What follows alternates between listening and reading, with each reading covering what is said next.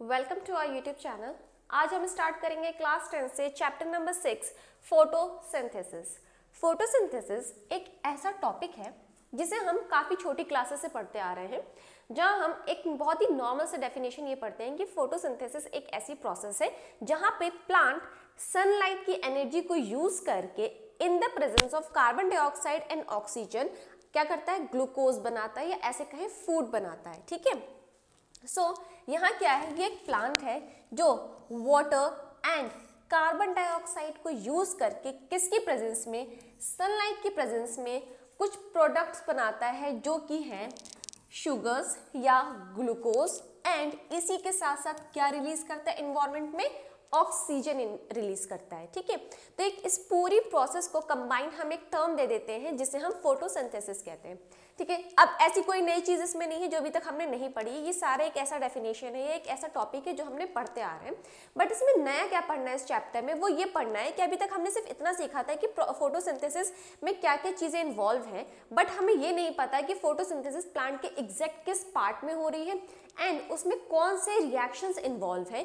इस चैप्टर में हम पूरा डीप में फोटोसिंथेसिस को स्टडी करेंगे एंड कुछ ऐसे एक्सपेरिमेंट्स भी देखेंगे जिसके थ्रू हमें ये समझ में आए कि कैसे प्लांट में ये सारी चीजें इसेंशियल होती हैं, कि कैसे कार्बन डाइऑक्साइड का एक अपना रोल है, वाटर का अपना रोल है और सनलाइट का क्या अपना रोल है इतने सारे बाय प्रोडक्ट्स रिलीज करने के लिए। ठीक है।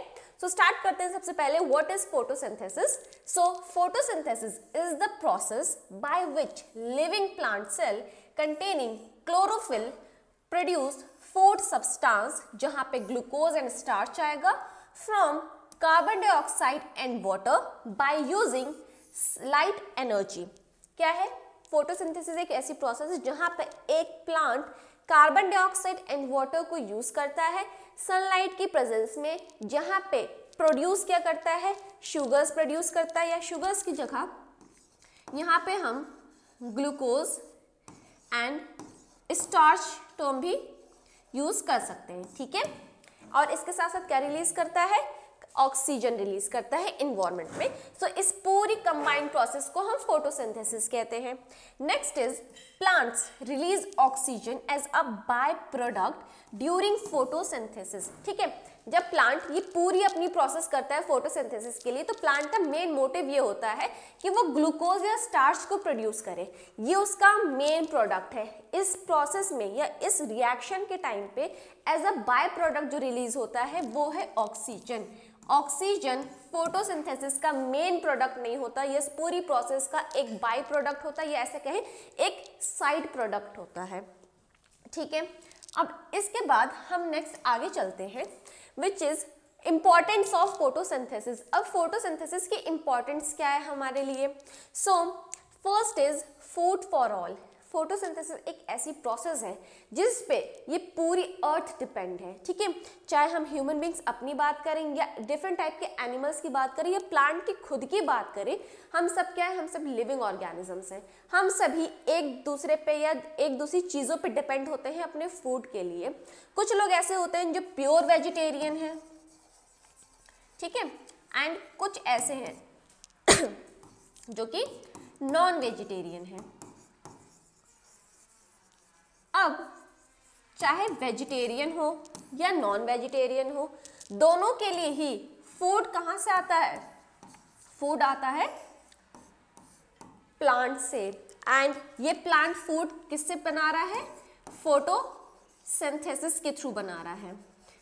अगर प्लांट ये प्रोसेस करना ही छोड़ दे, ठीक है, अगर प्लांट फोटोसिंथेसिस ही ना करे तो क्या होगा, हमें फूड नहीं मिलेगा। अगर वो फूड नहीं मिलेगा तो जितने भी लिविंग क्रिएचर्स हैं इस प्लैनेट पे कोई भी एग्जिस्ट नहीं करेगा। अगर हम ये कहेंगे हम नॉन वेजिटेरियन हैं, हमें प्लांट की नीड नहीं है, बट बेसिकली अगर हम नॉन वेजिटेरियन के लिए किस पे डिपेंड है, हम मीट पे डिपेंडेंट हैं, तो ये मीट वाला जो एनिमल है ये भी किस पे डिपेंड है, प्लांट पे डिपेंड है for the process of photosynthesis. तो इनडायरेक्टली क्या है, पूरी एक वेब चेन है जहाँ पे हर एक ऑर्गेनिज्म एक दूसरे से इंटरलिंक है, एंड कंबाइंड सब लोग किस पे डिपेंड है, प्लांट पे डिपेंड है for the process of photosynthesis.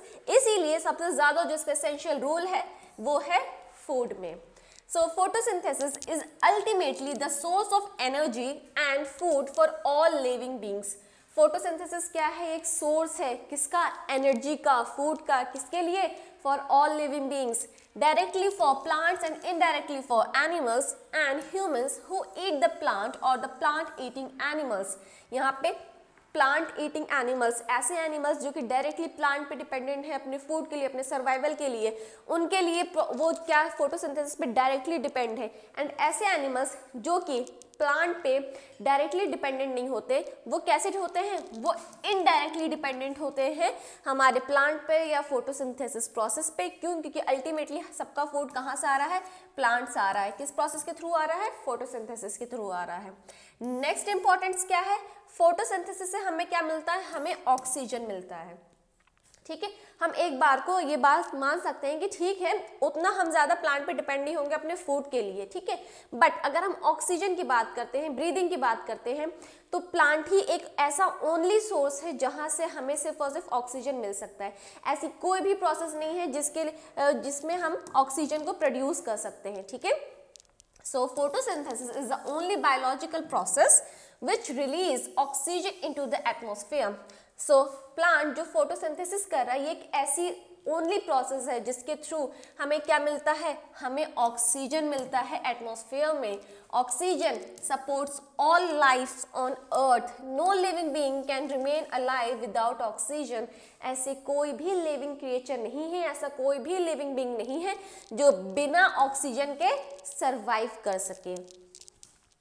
इसके बाद next topic is chlorophyll, the vital plant pigment. अब हम बात कर रहे थे फोटोसिंथेसिस की, कि फोटोसिंथेसिस के थ्रू क्या होता है? हमें फूड मिलता है, ऐसे कहेंगे हमें ग्लूकोज मिलता है, ठीक है। सो अब ये सोचना है कि जो फोटोसिंथेसिस की पूरी प्रोसेस है वो प्लांट के किस पार्ट में हो रही है? क्या प्लांट की रूट्स में या स्टेम में या ब्रांचेस में या लीव्स में? क्या इन सभी जगह पे फोटोसिंथेसिस होता है? ठीक है, सो इसका आंसर ये होगा कि इन सभी जगह पे फोटोसिंथेसिस नहीं होता, बट बेसिकली फोटोसिंथेसिस कहाँ होता है? फोटोसिंथेसिस प्लांट के उस पार्ट में होता है जहां पे एक स्पेशल टाइप का पिगमेंट पाया जाता है। एंड उस पिगमेंट को हम क्या कहते हैं? उस पिगमेंट को हम क्लोरोफिल कहते हैं। क्लोरोफिल क्या है? क्लोरोफिल एक ग्रीन कलर पिगमेंट है, ठीक है। क्लोरोफिल एक ग्रीन कलर का पिगमेंट है जो कि प्लांट के लीव्स में पाया जाता है एंड यंग ग्रीन लीफ, ठीक है। सो हमने क्या देखा कि फोटोसिंथेसिस कहाँ होती है? फोटोसिंथेसिस प्लांट के एक स्पेसिफिक पिगमेंट में होती है जिस पिगमेंट को हम क्लोरोफिल कहते हैं। ये क्लोरोफिल कहाँ प्रेजेंट होता है? ये प्रेजेंट होता है प्लांट लीव्स में या यंग ग्रीन स्टेम में प्रेजेंट होता है, ठीक है। अब इसके बाद क्लोरोफिल अगर हम देखें तो ये क्लोरोफिल कहाँ प्रेजेंट है? ठीक है, क्या क्लोरोफिल प्लांट लीफ में, कैसे कहें, लीफ सेल में नॉर्मली प्रेजेंट होता है? अज्यूम कर रहे हैं कि हम ये एक लीफ सेल है, इस लीफ सेल में क्या इस तरीके से ऐसे ही क्लोरोफिल्स प्रेजेंट होते हैं? नहीं, क्लोरोफिल ऐसे प्रेजेंट नहीं होते। अगर हम लीफ सेल्स की बात कर रहे हैं, सो ये एक क्या है? एक प्लांट लीफ सेल है। इस लीफ सेल में क्या प्रेजेंट होगा? इसमें एक सेल ऑर्गेनली प्रेजेंट होती है, उस ऑर्गेनली को हम कहते हैं क्लोरोप्लास्ट, ठीक है। ये क्लोरोप्लास्ट टर्म हमने पढ़ा है सेल चैप्टर में, चैप्टर नंबर 1 जब हमने स्टडी करा था तो हमने यहाँ पे क्लोरोप्लास्ट पढ़ा था कि क्लोरोप्लास्ट एक ऐसा सेल ऑर्गेनली होता है जो कि सिर्फ और सिर्फ प्लांट सेल्स में प्रेजेंट होता है एंड ये एनिमल सेल्स में एब्सेंट होता है। सो इस क्लोरोफिल में ये पिगमेंट प्रेजेंट होता है जिसे हम क्या कहते हैं? क्लोरोफिल कहते हैं, ठीक है। अब डीप क्या है क्लोरोप्लास्ट क्लोरोफिल, वो अभी हम 1 बाय 1 करके स्टडी करेंगे, ठीक है। अब हम स्टार्ट करते हैं क्लोरोफिल से।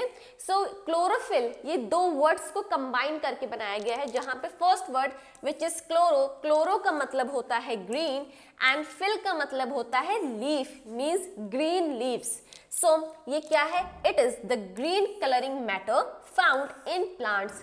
क्लोरोफिल एक ग्रीन कलर का मैटर है या सब्सटेंस है जो कि कहाँ प्रेजेंट होता है, प्लांट लीव्स में प्रेजेंट होता है, या ऐसे कहें प्लांट के ग्रीन पार्ट्स में प्रेजेंट होता है, and it is contained in microscopic cell organelles called chloroplast. And ये क्लोरोफिल कहाँ प्रेजेंट है, ये क्लोरोफिल प्रेजेंट होता है एक सेल ऑर्गेनली में, एंड उस सेल ऑर्गेनली को हम क्या कहते हैं, क्लोरोप्लास्ट कहते हैं।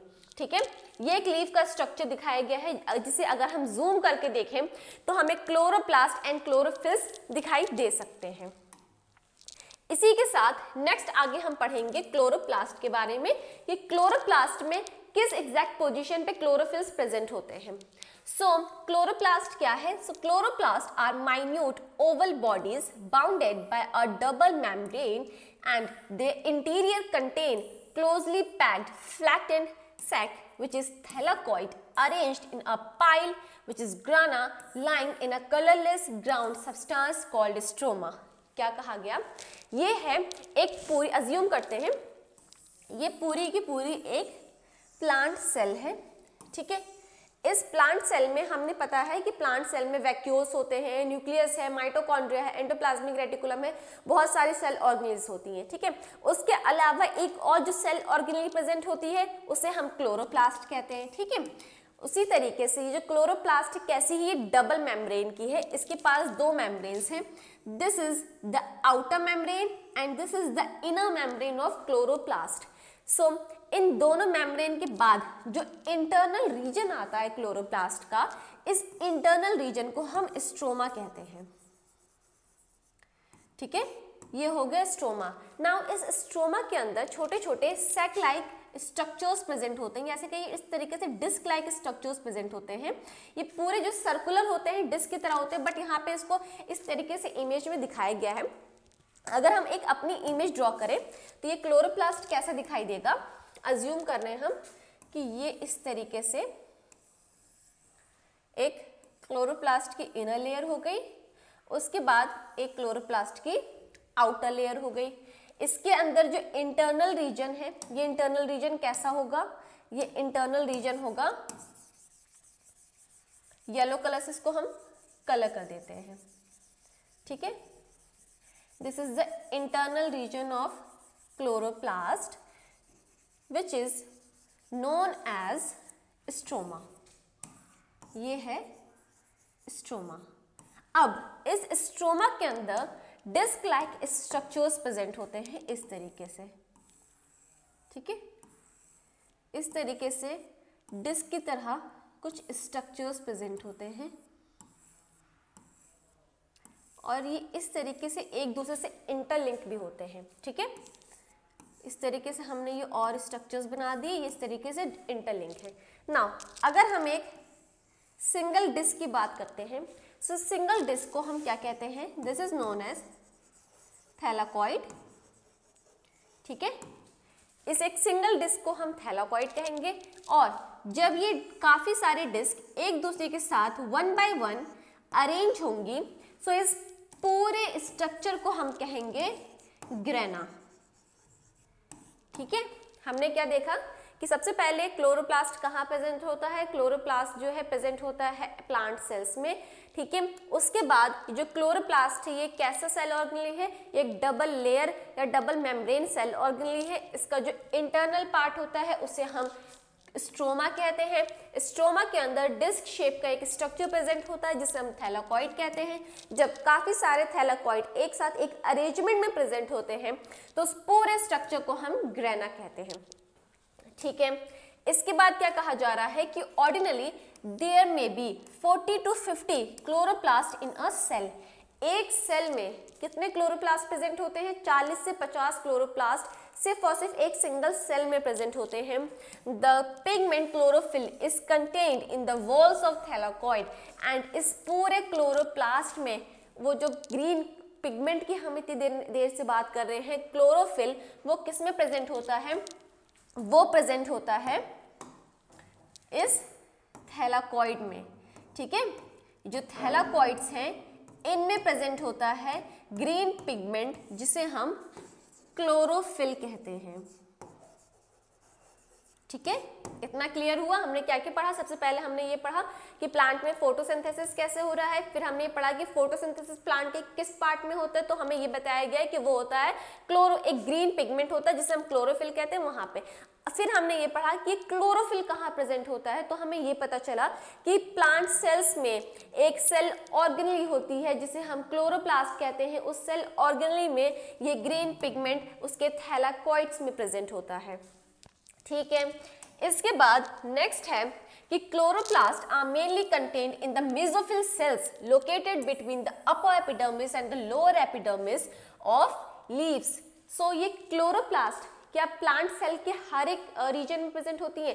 फॉर एग्जाम्पल अगर स्टेम का या रूट्स की सेल है, क्या उनमें भी क्लोरोप्लास्ट प्रेजेंट होगा? तो इसका आंसर ये है कि क्लोरोप्लास्ट प्रेजेंट होता है लीव्स में। ठीक है, लीव्स में भी कहाँ पे? जो मेसोफिल सेल्स होती हैं। हमने क्या पढ़ा था लीव का स्ट्रक्चर? हमने ये पढ़ा कि ये एक लीफ है, लीफ की जो अपर लेयर होती है इसे हम कहते हैं अपर एपिडर्मिस। ठीक है, एंड उसके बाद लास्ट में जो लेयर होती है इसे हम कहते हैं लोअर एपिडर्मिस। अब अपर एपिडर्मिस एंड लोअर एपिडर्मिस के बीच में दो टाइप की मेसोफिल सेल्स देखने को मिलती हैं। The first one is called palisade mesophyll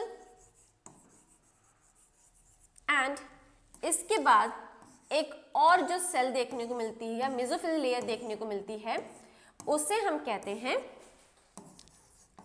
spongy mesophyll. This is called spongy mesophyll. ठीक है, ये पूरा स्ट्रक्चर किसका हो गया? एक प्लांट लीफ का ये इंटरनल सेल स्ट्रक्चर हो गया। अब जो हमारा क्लोरोप्लास्ट है वो किस में प्रेजेंट होगा? वो इस पैलासिड मेसोफिल एंड इस स्पॉन्जी मेसोफिल की जो सेल्स हैं इनमें प्रेजेंट होगा। क्या? क्लोरोप्लास्ट। एंड इसी क्लोरोप्लास्ट के थैलाकॉइड में क्या प्रेजेंट होगा? क्लोरोफिल प्रेजेंट होगा। ठीक है, ये क्या है? ये हो जाएंगे क्लोरोप्लास्ट एंड इसी क्लोरोप्लास्ट के थैलाकॉइड वॉल्स में क्या प्रेजेंट होगा? इसमें प्रेजेंट होगा क्लोरोफिल। ठीक है, आई होप ये सारी चीजें समझ में आई होंगी। हम एक दूसरे से कैसे इसको इंटरलिंक कर सकते हैं। तो ये पूरा स्ट्रक्चर हो गया जहां पे हमने ये समझा कि लीफ के मेसोफिल सेल्स में क्लोरोप्लास्ट प्रेजेंट होते हैं, क्लोरोप्लास्ट के थैलाकॉइड वॉल्स में प्रेजेंट होते हैं क्लोरोफिल। इसके बाद next is these are also found in the guard cells and of stomata and in the outer layers of young green stem। उसके अलावा अगर हम लीफ के अलावा दूसरी जगह बात करेंगे कहाँ पे क्लोरोप्लास्ट प्रेजेंट होगा, कौन से सेल में, तो वो उसकी लोकेशन है सबसे पहले स्टोमाटा के गार्ड सेल्स में प्रेजेंट होगा। इसके अलावा ये प्रेजेंट होगा यंग ग्रीन स्टेम्स के आउटर लेयर्स में प्रेजेंट होगा। लोकेशन समझ में आई? कहाँ कहाँ है क्लोरोप्लास्ट की? सबसे पहले इसकी लोकेशन होगी लीफ के मेसोफिल सेल्स में, उसके बाद ये प्रेजेंट होगा स्टोमाटा के गार्ड सेल्स में, उसके बाद क्लोरोप्लास्ट प्रेजेंट होगा कहाँ पे? यंग ग्रीन स्टेम के आउटर वॉल्स में प्रेजेंट होगा। तो ये तीन लोकेशंस हो गई हमारे क्लोरोप्लास्ट की। इसके बाद है there may be more than 500,000 chloroplast per square mm of leaf surface. एक लीफ सरफेस पे कितना क्लोरोप्लास्ट प्रेजेंट हो सकता है? So it will be more than 500,000 chloroplast. Next is there are 9 types of chlorophyll. अब यहाँ बात आ रही है क्लोरोफिल की कि क्लोरोफिल कितने टाइप के हैं। तो ये बता रहे हैं कि हमारे पास टोटल 9 टाइप के क्लोरोफिल प्रेजेंट होते हैं। Out of 2 of these chlorophyll a and chlorophyll b are best known and most abundant. So in 9 chlorophyll में से जो सबसे ज्यादा पाए जाने वाले या सबसे ज्यादा बेस्ट नोन क्लोरोफिल है वो है chlorophyll a and chlorophyll b. ठीक है, इसी के साथ साथ chlorophyll a and chlorophyll b की एक प्रॉपर्टीज और हम पढ़ लेते हैं। वो ये है कि chlorophyll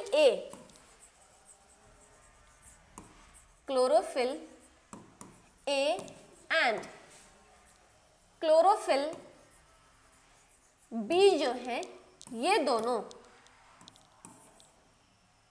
red and blue colour की लाइट को एब्जॉर्ब करते हैं। क्या करते हैं? एब्जॉर्ब करते हैं। क्यों? क्योंकि ये कैसी लाइट्स हैं? दीज आर विजिबल लाइट्स, ठीक है, एंड रिफ्लेक्ट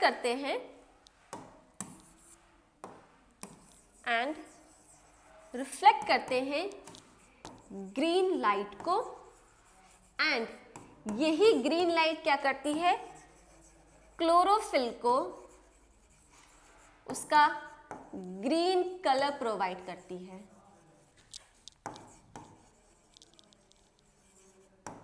ठीक है, क्या पढ़ा हमने कि हमारे पास टोटल 9 टाइप के क्लोरोफिल्स प्रेजेंट होते हैं। इन 9 टाइप के क्लोरोफिल्स में सबसे ज्यादा जो पाए जाते हैं या सबसे ज्यादा जो इंपॉर्टेंट एसेंशियल हैं वो है chlorophyll a and chlorophyll B.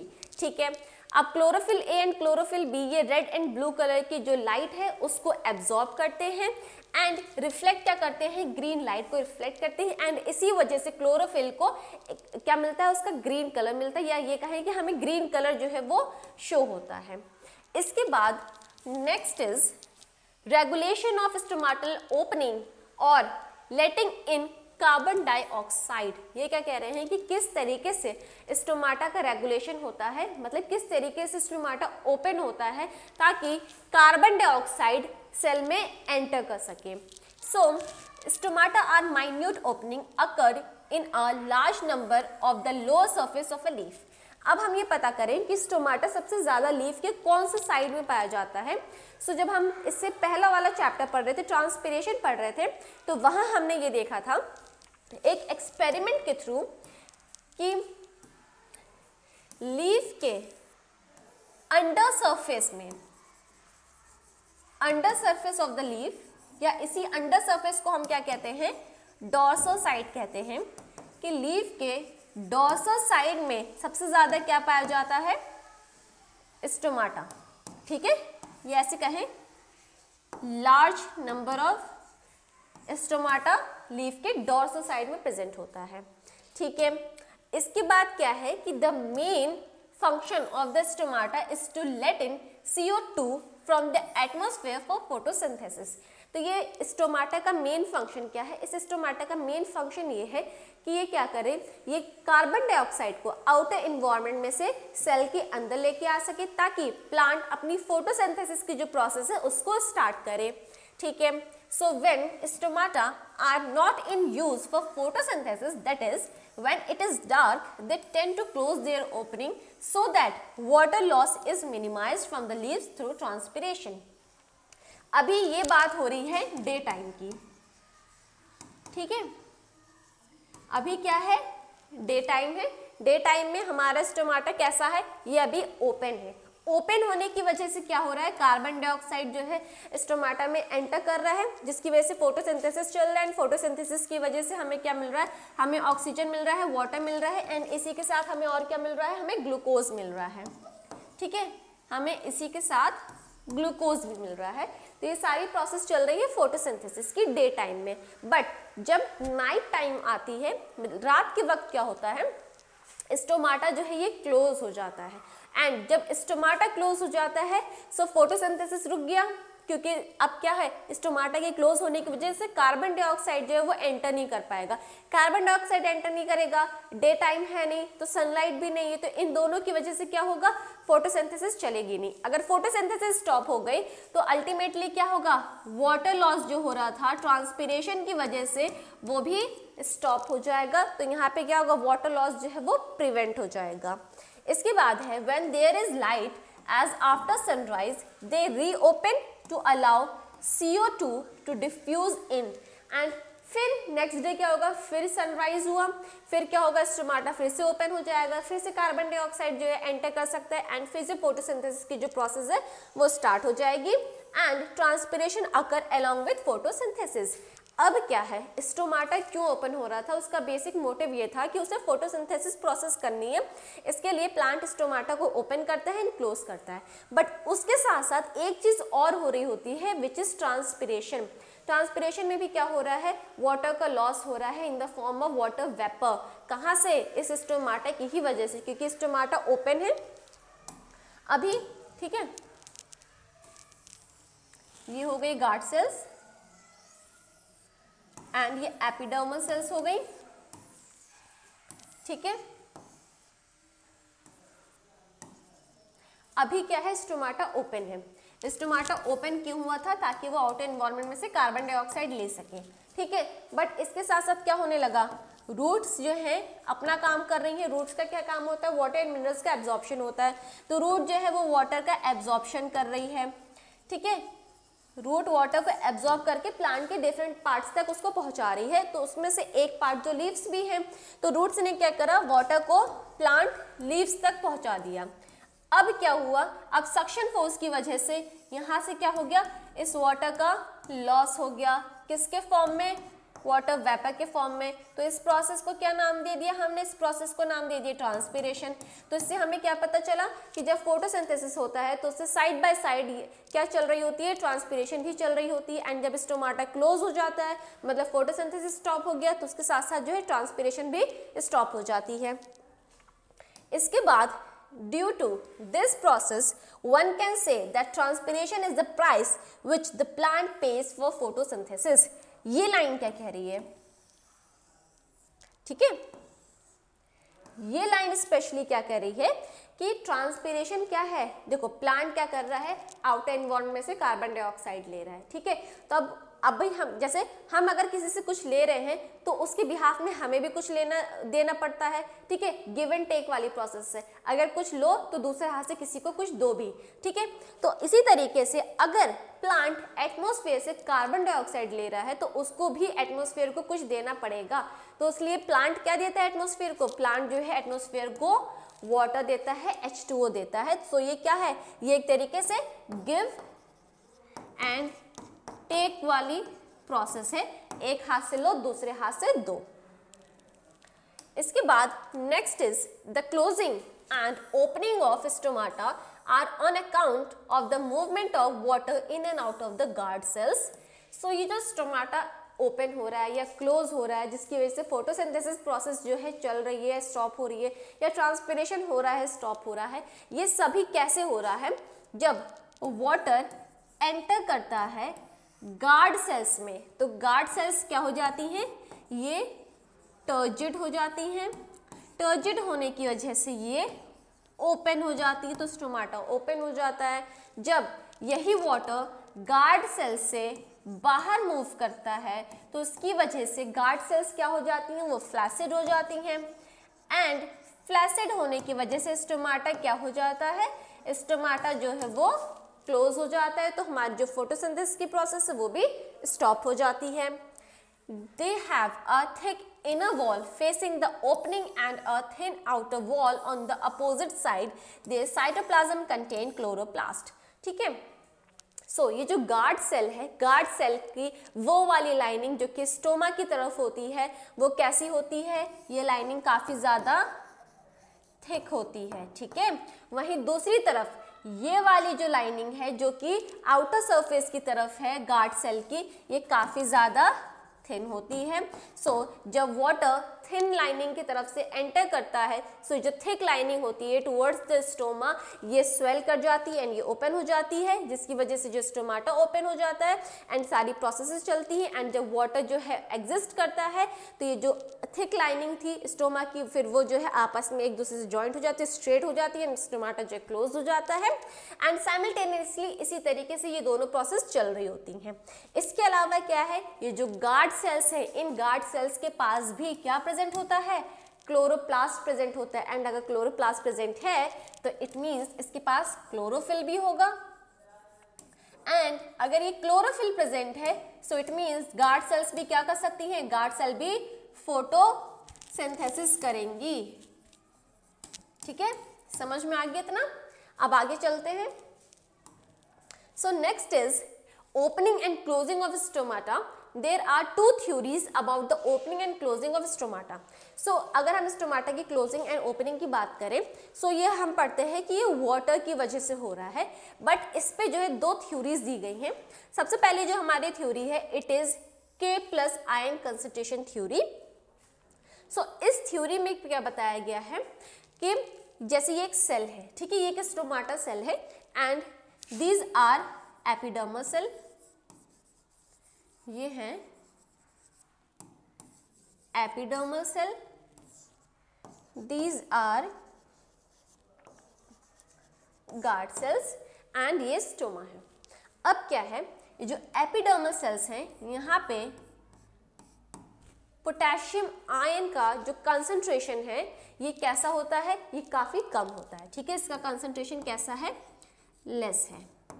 सो क्या होता है यहाँ पे, जब गार्ड सेल्स में क्या है, गार्ड सेल में क्लोरोप्लास्ट प्रेजेंट है, क्लोरोप्लास्ट में क्लोरोफिल होगा, तो क्लोरोफिल क्या करेगा, वो फोटोसिंथेसिस करेगा।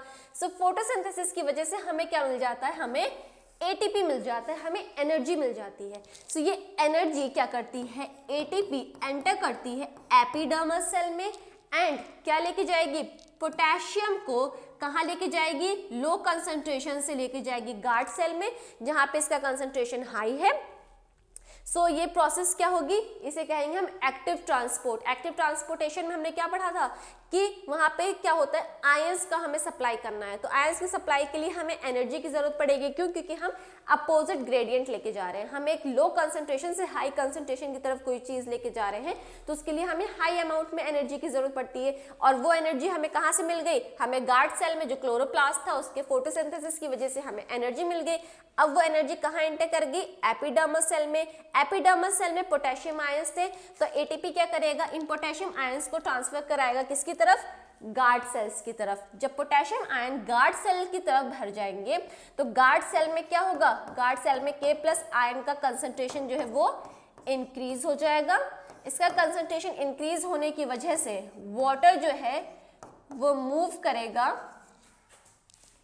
Inside the guard cell,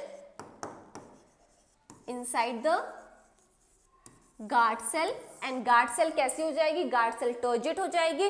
turgid होने की वजह से स्टोमाटा जो है ये ओपन हो जाएगा। एंड फिर कुछ टाइम बाद क्या होगा, फिर K प्लस आयन जो है मूव करेंगे किस तरफ, एपिडर्मल सेल की तरफ। तो फिर क्या होगा, गार्ड सेल में K प्लस आयन का कंसंट्रेशन कम हो जाएगा, तो वहां से वाटर कहाँ मूव करेगा, वाटर मूव कर जाएगा out of the cell, and जब वाटर सेल से बाहर मूव करेगा तो गार्ड सेल फ्लैसिड हो जाएंगी। फ्लैसिड होने की वजह से स्टोमाटा जो है हमारा ये क्लोज हो जाएगा, ठीक है। एक बार और इस प्रोसेस को हम देखते हैं। तो हमने क्या देखा, हमने ये देखा कि ये क्या है, ये एक गार्ड सेल है, ठीक, ये एक गार्ड सेल है। गार्ड सेल के अराउंड हम एपिडर्मल लेयर देख रहे हैं, ठीक है, ये हो गई एपिडर्मल लेयर। हमने ये देखा कि एपिडर्मल लेयर में K प्लस आयन का कंसंट्रेशन कैसा है, इसका कंसंट्रेशन जो है लो है, ठीक है, काफी कम अमाउंट में K प्लस आयन प्रेजेंट है।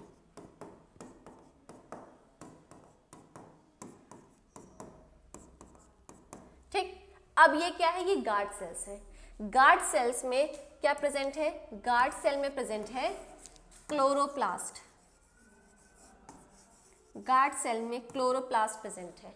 ये क्लोरोप्लास्ट क्या करेगा, क्लोरोप्लास्ट करेगा फोटोसिंथेसिस,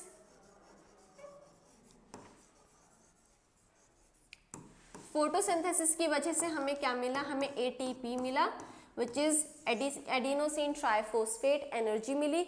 एटीपी क्या करेगी, एटीपी मूव करेगी गार्ड सेल में से एपिडर्मल सेल में, एंड ये एटीपी क्या कराएगी, एटीपी कराएगी एक्टिव ट्रांसपोर्ट, ठीक है, एक्टिव ट्रांसपोर्ट पढ़ा है ना ट्रांसपिरेशन में, ठीक है।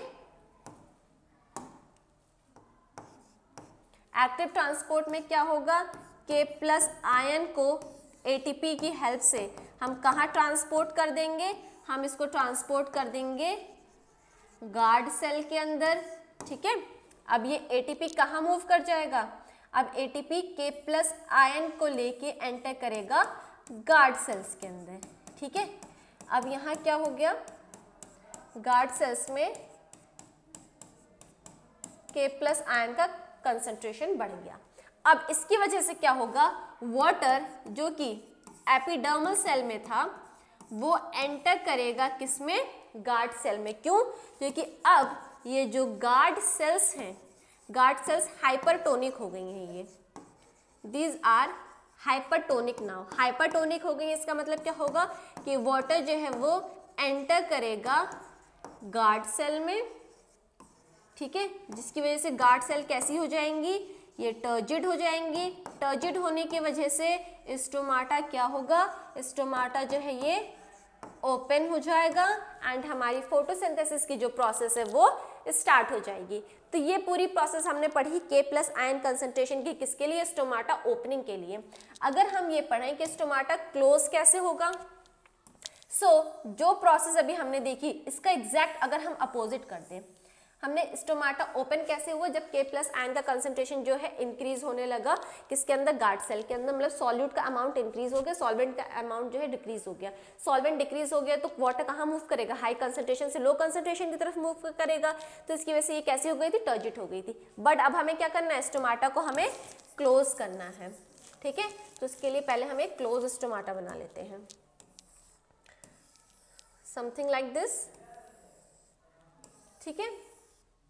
इस टाइम पे हमारा स्टोमाटा जो है ये क्लोज है, ठीक है। अब क्या है, अब ये जो के प्लस आयंस थे जो कि गार्ड सेल के अंदर थे, अब ये मूव करने लगेंगे कहाँ पे, आउटसाइड एपिडर्मल सेल की तरफ जो है ये मूव करने लगेंगे, ठीक है। जब ये एपिडर्मल सेल में मूव करने लगेंगे तब एपिडर्मल सेल में क्या हो जाएगा, के प्लस आयन का जो कंसंट्रेशन है वो इंक्रीज हो जाएगा एंड सॉल्वेंट का या वाटर का कंसंट्रेशन कैसा होगा, डिक्रीज होगा। तो वाटर कहाँ मूव करेगा, हाई कंसंट्रेशन से मूव करेगा लो कंसंट्रेशन की तरफ, जिसकी वजह से ये जो गार्ड सेल्स हैं ये कैसी हो जाएंगी, they will be flaccid and stomata क्या हो जाएगा, स्टोमाटा क्लोज हो जाएगा, stomata will be close and जो हमारा एम था वो सक्सीड हो गया। तो इस तरीके से स्टोमाटा की ओपनिंग एंड क्लोजिंग होती है बाय के plus ion concentration theory. And ये जो के प्लस आयन कंसंट्रेशन थ्योरी है ये अभी रिसेंट की थ्योरी है, ठीक है। अब इसके बाद देखते हैं हम एक ओल्ड थ्योरी को। This old theory is known as sugar concentration theory, ठीक है। So according to old sugar concentration theory, during daytime the guard cell begin photosynthesis and the sugar produced during the process increases the osmotic pressure which draws water in from adjoining cell due to end osmosis। अब ये sugar theory के according क्या है, ये जो guard sales है, guard cell में जो क्लोरोप्लास्ट है ये क्या कर रहे हैं, ये फोटोसिंथेसिस कर रहे हैं एंड इसके फोटोसिंथेसिस की वजह से यहाँ पे ग्लूकोज बन रहा है। अब ग्लूकोज का धीरे धीरे अमाउंट कैसा है, ये बढ़ता जा रहा है। ग्लूकोज के अमाउंट के बढ़ने की वजह से ऑस्मोटिक प्रेशर जो है वो इंक्रीज हो जाएगा, ठीक है। यहाँ पे क्या हुआ, ऑस्मोटिक प्रेशर जो है वो इंक्रीज हुआ। ऑस्मोटिक प्रेशर के इंक्रीज होने की वजह से वाटर जो होगा वो मूव करेगा, water will move inside the guard cell, inside the guard cell, जिसकी वजह से गार्ड सेल्स कैसे हो जाएंगी, टर्जिड हो जाएंगी, ठीक है। गार्ड सेल जो टर्जिड हो गई एंड स्टोमाटा क्या हुआ, स्टोमाटा ओपन हो गया, ठीक है। अब स्टोमाटा की क्लोजिंग कैसे होगी, ठीक है। जब ये ग्लूकोज मूव करेगा गार्ड सेल में से एपिडर्मल सेल की तरफ, यहाँ पे क्या होगा, गार्ड सेल में अब क्या हुआ, सॉल्यूट का अमाउंट इंक्रीज हो गया, सॉल्वेंट का अमाउंट डिक्रीज हो गया। तो इसकी वजह से गार्ड सेल में से वाटर जो है वो भी मूव करेगा एपिडर्मल सेल में, कैसे, from high concentration to low concentration and हमारा जो स्टोमाटा क्या होगा, विल बी क्लोज, ठीक है। यही चीज लिखी है, hence the guard cell become turgid and bulge outward due to their thin outwall, thus winding the stomatal opening lying in between. As the stomata open, the diffusion of gases in and out begins for fulfilling the need for photosynthesis and for allowing transpiration. Stomata open हुआ तो gases का diffusion start हो जाएगा, carbon dioxide enter करेगा and oxygen जो होगा वो कहाँ जाएगा, सेल से बाहर जाएगा। तो इस तरीके से वन बाय वन ये दोनों प्रोसेसेस चलती रहती हैं। इसी के साथ next is process of photosynthesis. अब हम ये देखेंगे कि प्रोसेस जो है फोटोसिंथेसिस की वो कैसे हो रही है। फोटोसिंथेसिस पे क्या है कि during day time when sunlight falls on the leaf, the light energy is trapped by the chlorophyll of the upper layer of mesophyll, especially the placid cells. Photosynthesis कैसे स्टार्ट हो रही है, ये क्या है, ये एक लीफ का स्ट्रक्चर है, ठीक है। इस लीफ स्ट्रक्चर में सबसे अपर लेयर जो है वो एपिडर्मिस की है, उसके बाद जाइलम एंड फ्लोएम आ जाते हैं एंड उसके बाद क्या है, उसके बाद है हमारी मेसोफिल्स। मेसोफिल्स दो टाइप की हैं, first is palisade parenchyma and second is spongy parenchyma. So इन दोनों में क्या प्रेजेंट होता है, इन दोनों के सेल्स में क्लोरोप्लास्ट प्रेजेंट होता है एंड उस क्लोरोप्लास्ट के अंदर क्या प्रेजेंट होगा, इस क्लोरोप्लास्ट के अंदर प्रेजेंट होगा क्लोरोफिल। सो जब लीफ पे सनलाइट पड़ती है उस टाइम पे जो क्लोरोफिल है वो क्या करता है, वो सनलाइट की एनर्जी को ट्रैप कर लेता है या ऐसे कहें वो उसको एब्जॉर्ब कर लेता है। This energy is utilised in chemical process involved in the manufacture of food where the raw materials used are carbon dioxide and water. So chlorophyll ने जो सनलाइट एनर्जी को या लाइट एनर्जी को एब्जॉर्ब करा है उसको उसके साथ साथ कार्बन डाइऑक्साइड एंड वाटर को हम यूज करते हैं as a raw material for the process of photosynthesis. कैसे हुआ, स्टोमाटा ओपन था जिसकी वजह से एटमॉस्फेयर में से हमें कार्बन डाइऑक्साइड मिल गया, ठीक है। रूट्स की हेल्प से हमें वाटर मिल गया। इसी के साथ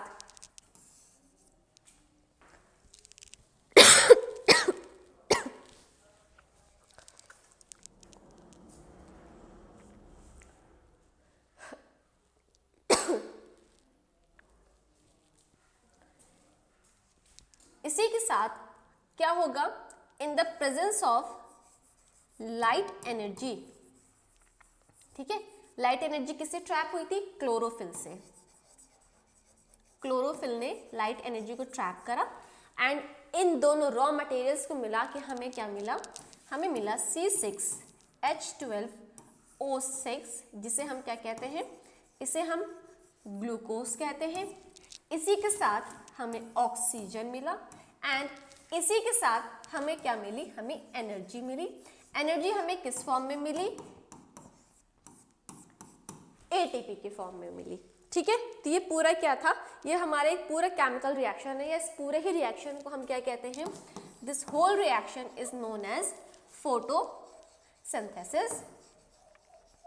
एंड ये फोटोसिंथेसिस कहाँ हो रहा है, लीव्स के मेसोफिल सेल्स में हो रहा है, ठीक है। ये पूरा हमने पढ़ा प्रोसेस ऑफ फोटोसिंथेसिस। इसके बाद next is carbon dioxide from the atmosphere. Carbon dioxide from the atmosphere enter the leaf bye diffusion down the concentration gradient, मतलब हाई कंसंट्रेशन कहाँ है कार्बन डाइऑक्साइड का, आउटर एनवायरमेंट में है, तो कहाँ मूव कर रहा है, हाई कंसंट्रेशन से लो कंसंट्रेशन की तरफ मूव कर रहा है। किस प्रोसेस के थ्रू मूव करेगा, डिफ्यूजन के थ्रू मूव करेगा, ठीक है। तो द स्टोमाटा कार्बन डाइऑक्साइड मिल गया, वाटर कहाँ से आया, सॉइल से आया, रूट्स ने वाटर प्रोवाइड करा। इन दोनों को मिला के सनलाइट की एनर्जी में जो कि हमारे क्लोरोफिल ने ट्रैप करी हुई है उससे हमें क्या मिल गया, एक कंपाउंड मिल गया विच इज C6H12O6, इसे हम ग्लूकोज कहते हैं। उसके साथ साथ एज अ बाई प्रोडक्ट क्या मिला, बाई प्रोडक्ट हमें मिला ऑक्सीजन। ऑक्सीजन को हम कहाँ भेज देंगे, ऑक्सीजन को हम एटमॉस्फेयर में भेज देंगे। किसके लिए भेजेंगे, हमारे और आपके लिए, ठीक है, क्योंकि हम ही तो हैं जिसको ऑक्सीजन की जरूरत है। तो ये पूरी प्रोसेस हो गई फोटोसिंथेसिस की। इसके बाद two main phases of photosynthesis. अब फोटोसिंथेसिस के भी दो फेज हैं। सबसे पहला है लाइट डिपेंडेंट फेज एंड उसके बाद है लाइट इंडिपेंडेंट। लाइट डिपेंडेंट की बात करें तो इसमें क्या होगा, इसमें जो फोटोसिंथेसिस है वो किस पे डिपेंड कर रहा है, लाइट पे डिपेंड कर रहा है, ठीक है। So in this phase light plays a key role a series of chemical reactions occur in very quick succession initiated by light and therefore the phase is called the photochemical phase. क्या हो रहा है, light की help से हम एक chemical reaction conduct करेंगे, ठीक है, तो इस पूरे प्रोसेस को क्या कहेंगे, फोटोकेमिकल प्रोसेस। क्यों, क्योंकि फोटो का मतलब क्या हो रहा है, लाइट की बात हो रही है, ठीक है। सो लाइट के प्रेजेंस में कोई केमिकल रिएक्शन हो रहा है, तो इन दोनों नाम्स को कंबाइन करके हमने क्या कह दिया, फोटोकेमिकल फेज कह दिया। The light reaction takes place in thylakoid. क्यों थैलाकॉइड में क्यों लाइट रिएक्शन हो रहा है, क्योंकि थैलाकॉइड में क्या प्रेजेंट है, क्लोरोफिल प्रेजेंट है ऑफ द क्लोरोप्लास्ट। तो अब हम चलते हैं इस लाइट रिएक्शन की तरफ। सो यहाँ सबसे पहले क्या है कि द लाइट रिएक्शन, जिसे हम और क्या कह सकते हैं, फोटोकेमिकल रिएक्शन भी कह सकते हैं या फेज भी कह सकते हैं। यहाँ पे दो मेन स्टेप्स हैं। सबसे पहला स्टेप है एक्टिवेशन ऑफ क्लोरोफिल, उसके बाद आता है स्प्लिटिंग ऑफ वाटर, ठीक है। तो सबसे पहले हम स्टार्ट करते हैं कि क्लोरोफिल को कैसे एक्टिवेट करना है, क्योंकि क्लोरोफिल का ही मेन काम है। फोटोकेमिकल फेज की बात हो रही है, तो उसमें अगर फोटो मतलब लाइट ही नहीं ट्रैप होगी तो वो रिएक्शन आगे सक्सीड नहीं होगा। एंड लाइट ट्रैप करने का किसका काम है, लाइट ट्रैप करेगा क्लोरोफिल, ठीक है। तो उसके लिए हमें सबसे पहले क्या करना होगा, क्लोरोफिल को एक्टिवेट करना होगा। क्लोरोफिल कैसे एक्टिवेट होगा, the chlorophyll on exposure to light energy become activated by absorbing photon, ठीक है। ये समझ लीजिए ये क्लोरोफिल है। इस क्लोरोफिल पे हमने लाइट एनर्जी दी, ठीक है, लाइट एनर्जी दी। सो ये क्लोरोफिल जो है ये क्या करेगा, ये लाइट एनर्जी को एब्जॉर्ब करेगा, लाइट एनर्जी को एब्जॉर्ब करेगा एंड एक्टिवेट हो जाएगा, ठीक है। क्या हुआ, सबसे पहले सनलाइट किस पे पड़ी, क्लोरोफिल पे पड़ी। सनलाइट क्लोरोफिल पे पड़ने की वजह से ये हमारा जो क्लोरोफिल था इसने क्या करा, उस लाइट को एंड ये एब्जॉर्ब करा, ठीक है। एब्जॉर्ब करने की वजह से ये क्या हो गया, ये एक्टिवेट हो गया। इसके बाद second step is splitting of water. अब हमें क्या करना है, वाटर को स्प्लिट करना, मतलब H2O जो हमारा मॉलिक्यूल है इसे हमें ब्रेक करना है दो कंपाउंड्स में, which is H2 and oxygen, nascent oxygen O के फॉर्म में, ठीक है। So the absorbed energy is used in splitting the water molecule into its two components which is hydrogen and oxygen and releasing electrons.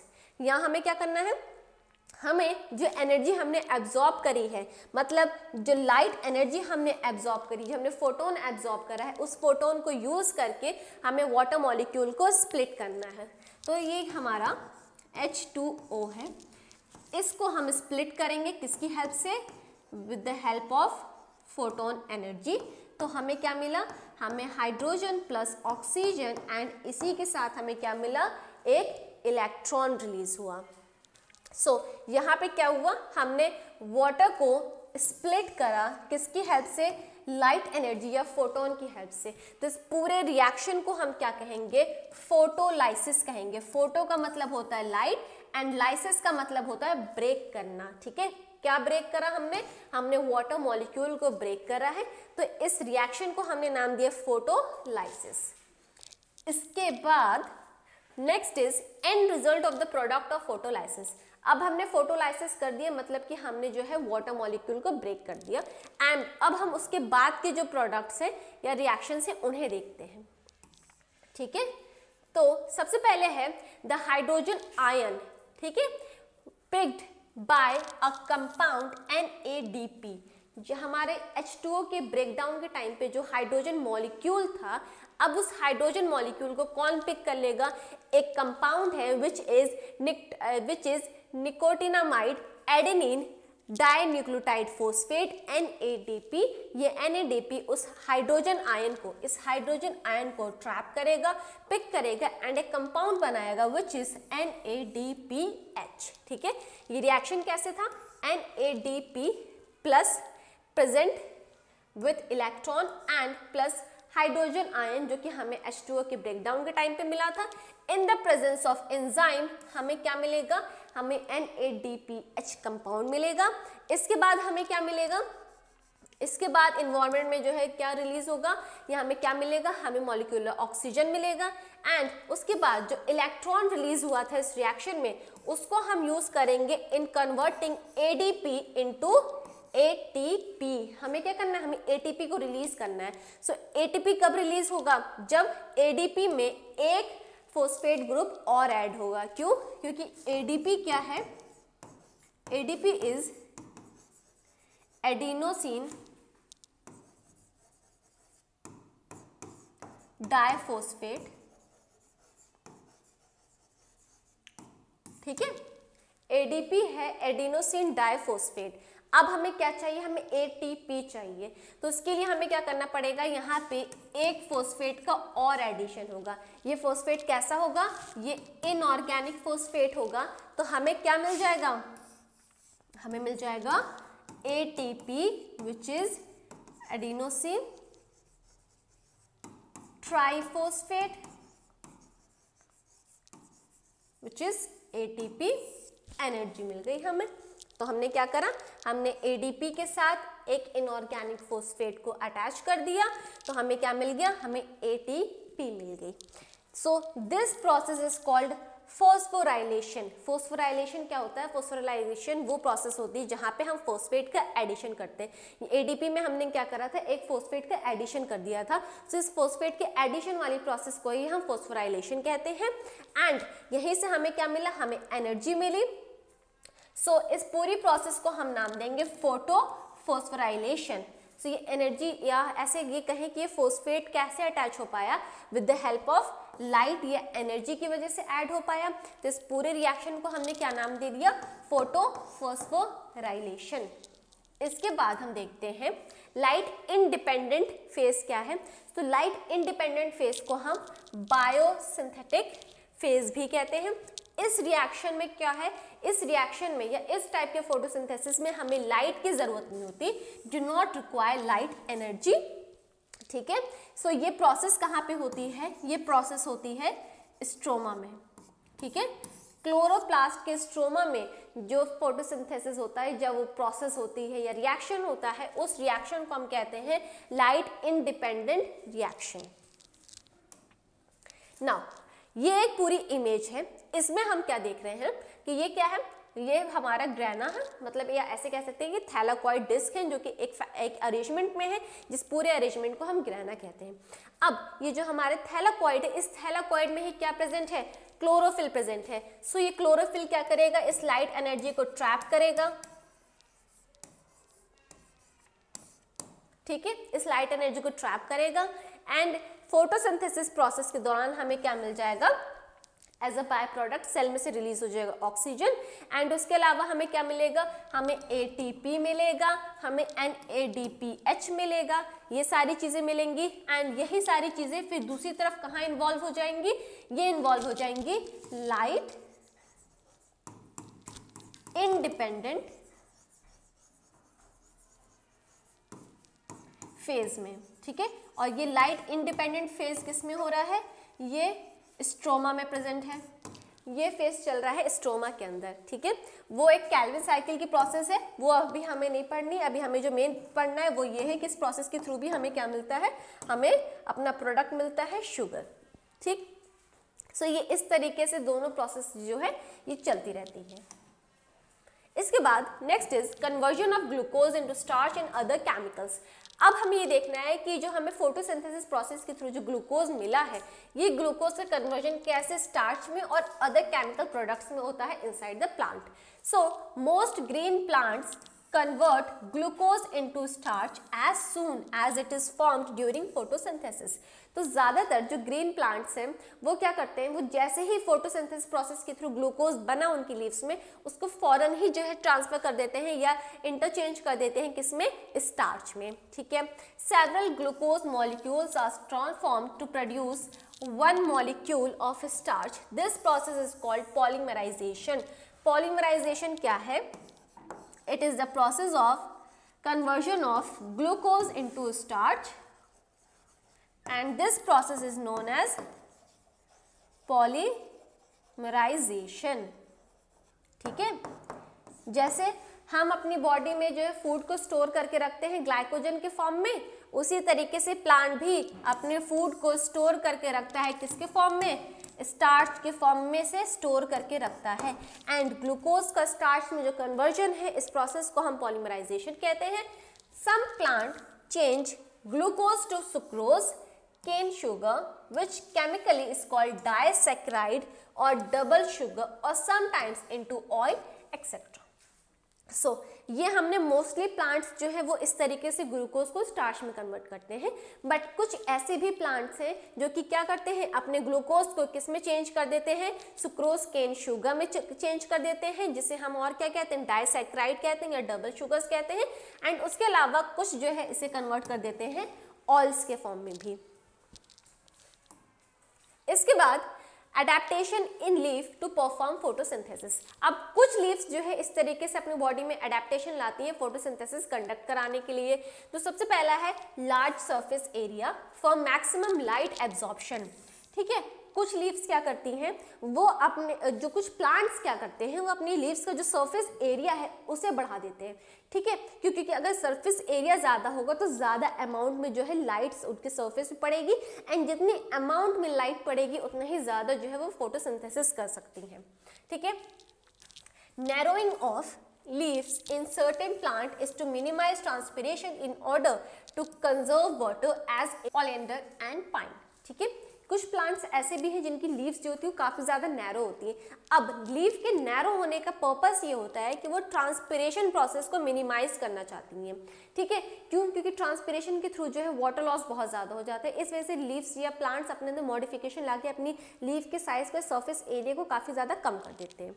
Next is leave arrangement at the right angle to light source to obtain maximum light. कुछ plants में leaves का arrangement इस तरीके से होता है कि ज़्यादा से ज़्यादा लीव्स जो है वो सनलाइट के कांटेक्ट में आए। And third is cuticle and upper epidermis are transparent and waterproof to allow light to enter freely.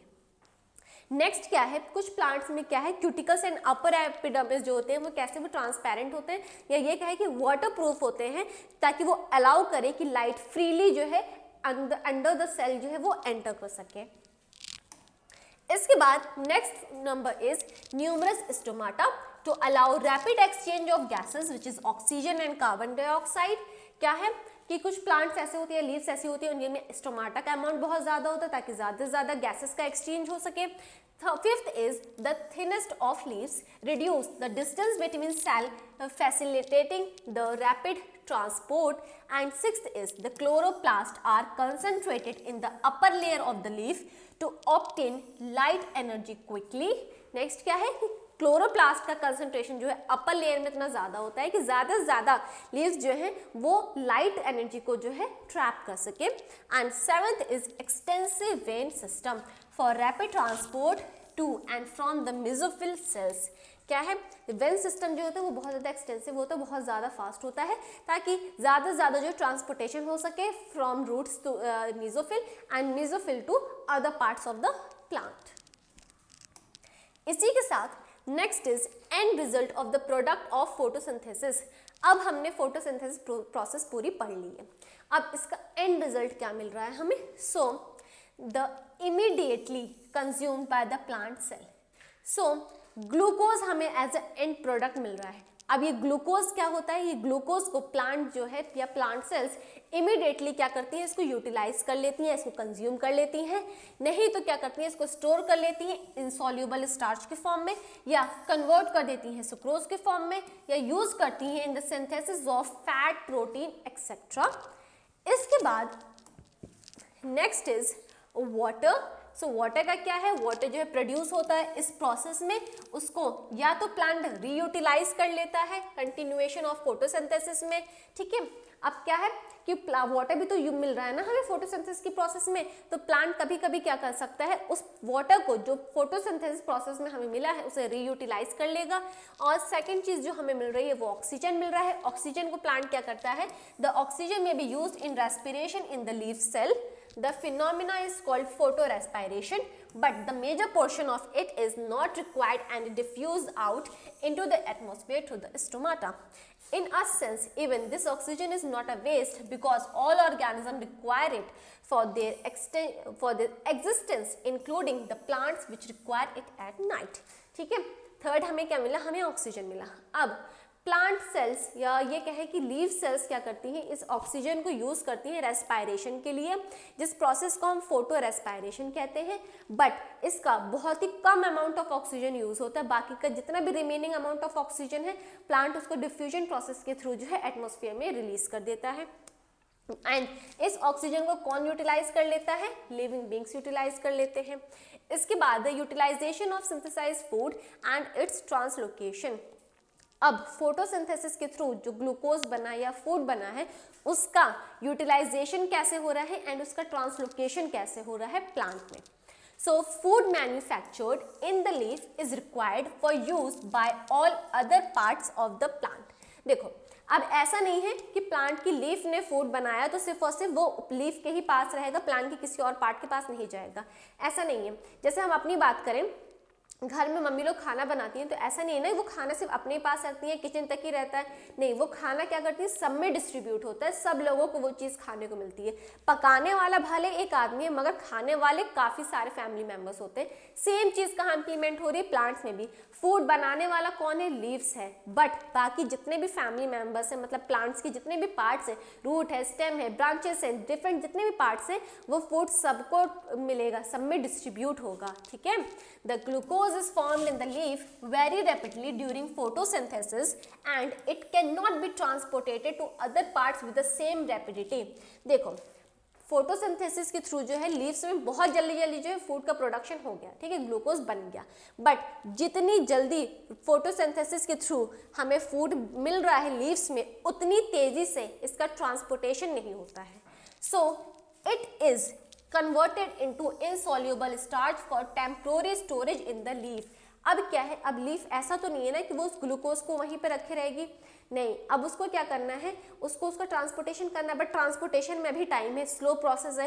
तो लीव्स क्या करती हैं, वो ग्लूकोज को कन्वर्ट कर देती हैं इनसॉल्युबल स्टार्च में, ताकि वो उसको टेम्पोरली स्टोर करके रख सके। And at night the starch is reconverted into soluble sugar which is transported into solution through the veins of the leaf and down through the phloem of the stem। अब day time में पूरी process चल रही है photosynthesis की, leave के पास time नहीं है कि वो जो ट्रांसपोर्टेशन कर सके ग्लूकोज का अदर पार्ट्स में। अब जब रात में फोटोसिंथेसिस की प्रोसेस स्टॉप हो जाती है, उस टाइम पे जो लीफ ने स्टार्च के फॉर्म में फूड को स्टोर करके रखा था, अब उसको रिकन्वर्ट करेगी किसके फॉर्म में, सॉल्युबल शुगर्स के फॉर्म में, एंड प्लांट्स के डिफरेंट पार्ट तक जो है उसे ट्रांसपोर्ट करेगी, किसके थ्रू, अपनी वेन्स के थ्रू भी कर सकती है, एंड अदर पार्ट्स में किसके थ्रू जाएगा, फ्लोएम के थ्रू पहुंच जाएगा। इसके बाद in this way it gets transportated and to different parts of the plant where it may be reconverted into starch for storage as in potato to produce energy for various function in the plants। Now अब जो है plant के different parts में हमारा जो food था या glucose था वो ट्रांसपोर्ट हो गया। अब या तो जो प्लांट के पार्ट तक वो स्टोरेज पहुंचा है या वो फूड पहुंचा है, प्लांट उसको रिकन्वर्ट कर सकता है स्टार्च के फॉर्म में, जैसे कि हमें पोटैटो में देखने को मिलता है, अपने डिफरेंट पर्पसेस के लिए। इसके बाद factors affecting photosynthesis, external factors. So अब हम उन एक्सटर्नल फैक्टर्स के बारे में पढ़ेंगे जो कि फोटोसिंथेसिस प्रोसेस को अफेक्ट करते हैं। सबसे पहला है लाइट इंटेंसिटी, उसके बाद है carbon dioxide concentration, temperature and water content. तो अब हम वन बाय वन करके इन सारे फैक्टर्स को देखते हैं। Light intensity and carbon dioxide concentration, अब इन दोनों फैक्टर्स को हम एक साथ स्टडी करेंगे। तो यहाँ पे एक ग्राफ दिया गया है, graph A and graph B, ठीक है। यहाँ हम rate of photosynthesis and light intensity इन दोनों को स्टडी करेंगे। तो यहाँ क्या कहा जा रहा है कि rate of photosynthesis will increase with light intensity, मतलब फोटोसिंथेसिस किसी प्लांट में तब सबसे ज्यादा होता है जबकि लाइट की इंटेंसिटी हाई होती है, ठीक है। जितनी ज्यादा लाइट मिलेगी उतना ही ज्यादा जो है फोटोसिंथेसिस प्लांट के अंदर होता रहेगा, ठीक है। ये बात बिल्कुल ठीक भी है, ठीक है। Photosynthesis increase with the light intensity up to a certain limit only, but यहाँ पे एक फैक्टर क्या है, वो ये है कि फोटोसिंथेसिस तब तक बंद होता रहेगा या चलता रहेगा जब तक लाइट की इंटेंसिटी एक लिमिट तक ना पहुंच जाए, ठीक है। And then it get stabilise at the point as dash, उसके बाद हमारा जो फोटोसिंथेसिस का रेट है वो स्टेबलाइज हो जाएगा, ठीक है। कितने परसेंट पे? 0.02% कार्बन डाइऑक्साइड पे। If at this point the carbon dioxide concentration is increase, the photosynthesis also increase further. अब इस पॉइंट पे हमने क्या करा, अगर हम कार्बन डाइऑक्साइड के कंसंट्रेशन को इंक्रीज करेंगे, जो अभी कितना था 0.02% था, तो उसकी वजह से क्या होगा, फोटोसिंथेसिस फिर से इंक्रीज होना स्टार्ट होगा एंड फिर से ये फोटोसिंथेसिस कहाँ पे आके स्टॉप हो जाएगा, ये स्टेबलाइज हो जाएगा जब 0.05% कंसंट्रेशन पहुंच जाएगा कार्बन डाइऑक्साइड का, ठीक है। सबसे पहला इस ग्राफ में जो है हम rate of photosynthesis and intensity of light देखेंगे। हम क्या कर रहे हैं, लाइट की इंटेंसिटी बढ़ाते जा रहे हैं, जिसकी वजह से क्या हो रहा है, रेट ऑफ फोटोसिंथेसिस भी बढ़ता जा रहा है। जैसे ही इस पॉइंट पे, जिसे हम एस डैश कह रहे हैं, यहाँ पे कार्बन डाइऑक्साइड का कंसंट्रेशन 0.02% पहुंचा, उसके बाद रेट ऑफ फोटोसिंथेसिस क्या हो गया, स्टेबलाइज हो गया, मतलब एक स्ट्रेट लाइन में बढ़ने लगा। यहाँ पे हम कितनी भी लाइट की इंटेंसिटी इंक्रीज करेंगे उससे कोई फर्क नहीं पड़ेगा, फोटोसिंथेसिस का रेट क्या है, अब वो स्टेबलाइज हो गया, एक स्ट्रेट लाइन में हो गया, ठीक है। वहीं दूसरी तरफ अगर हम कार्बन डाइऑक्साइड के कंसंट्रेशन को इंक्रीज कर दें 0.05% तक, तो उसकी वजह से क्या होगा, रेट ऑफ फोटोसिंथेसिस फिर से बढ़ेगा, बट एक लिमिट के बाद फिर से वो क्या हो जाएगा, एक स्ट्रेट लाइन में आ जाएगा, मतलब स्टेबलाइज हो जाएगा। यहाँ पे आप कितनी भी लाइट की इंटेंसिटी को इंक्रीज करें या कितना भी कार्बन डाइऑक्साइड के प्रोडक्शन को इंक्रीज करें, रेट ऑफ फोटोसिंथेसिस फिर जो स्ट्रेट लाइन में आएगा फिर वो कंटिन्यूअसली उसी में चलता रहेगा, ठीक है। तो सबसे पहले हम रेट ऑफ फोटोसिंथेसिस को हमने इंटेंसिटी ऑफ लाइट से मेजर करा। यहाँ पे हम लाइट की इंटेंसिटी एक एक्सटेंट तक बढ़ाते रहेंगे तो रेट ऑफ फोटोसिंथेसिस भी बढ़ता रहेगा, बट जैसे ही कार्बन का कंसंट्रेशन 0.02% आएगा, रेट ऑफ फोटोसिंथेसिस क्या होगा, स्टेबलाइज हो जाएगा, एक स्ट्रेट लाइन में हो जाएगा। उसके बाद कितनी भी अगर लाइट की इंटेंसिटी बढ़ाई जाए उस पर कोई इफेक्ट नहीं पड़ेगा। वहीं दूसरी तरफ अगर हम कार्बन डाइऑक्साइड के रेट को इंक्रीज करते हैं तो वो हेल्प करेगा रेट ऑफ फोटोसिंथेसिस को इंक्रीज होने में, बट एक सर्टेन लिमिट तक। उसके बाद भी अगर हम कार्बन डाइऑक्साइड का कंसंट्रेशन इंक्रीज करते हैं तो भी फोटोसिंथेसिस पे कोई फर्क नहीं पड़ेगा, वो जो स्टेबलाइज है तो वो उसी कंडीशन में रहेगा। इसके बाद next is temperature. So with the rise in temperature the rate of photosynthesis will also rise. अगर हम टेम्परेचर इंक्रीज करेंगे तो वो भी क्या करेगा, फोटोसिंथेसिस को इंक्रीज करेगा। This rise occur up to the optimum temperature 35 degrees Celsius, after which the rate falls and stop above 40 degrees Celsius। अब टेम्परेचर हमने कितना रखा, हमने टेम्परेचर प्रोवाइड करा 35 डिग्री सेल्सियस तक, ठीक है। ये टेम्परेचर ऑप्टिमम है किसके लिए, फोटोसिंथेसिस के लिए। इतने टेम्परेचर तक फोटोसिंथेसिस कैसा हो रहा है, बिल्कुल सही हो रहा है, ठीक है। इसके बाद हमने क्या करा, हमने टेम्परेचर को इंक्रीज कर दिया। हम कहाँ तक ले गए, टेम्परेचर 40 डिग्री सेल्सियस तक ले गए, ठीक है। अब जब हम 40 डिग्री सेल्सियस तक टेम्परेचर ले गए तो यहाँ पे क्या होगा, यहाँ पे photosynthesis will be stop. Photosynthesis क्या होगा, स्टॉप हो जाएगा, रुक जाएगा। At this uppermost limit the enzymes are destroyed. क्यों, क्योंकि इतनी हाईएस्ट टेम्परेचर पे एंजाइम्स क्या होंगे, डिस्ट्रॉय हो जाएंगे। As rise of 10 degree Celsius up to the optimum temperature which is 35 degree Celsius doubles the rate of photosynthesis. क्या है, अगर हम टेम्परेचर को 10 डिग्री सेल्सियस से 35 डिग्री सेल्सियस तक लेके गए, जो कि एक ऑप्टिमम टेम्परेचर है फोटोसिंथेसिस के लिए। तो इस दौरान फोटोसिंथेसिस का जो रेट है वो क्या होगा, डबल अप हो जाएगा। ठीक है, photosynthesis will be double.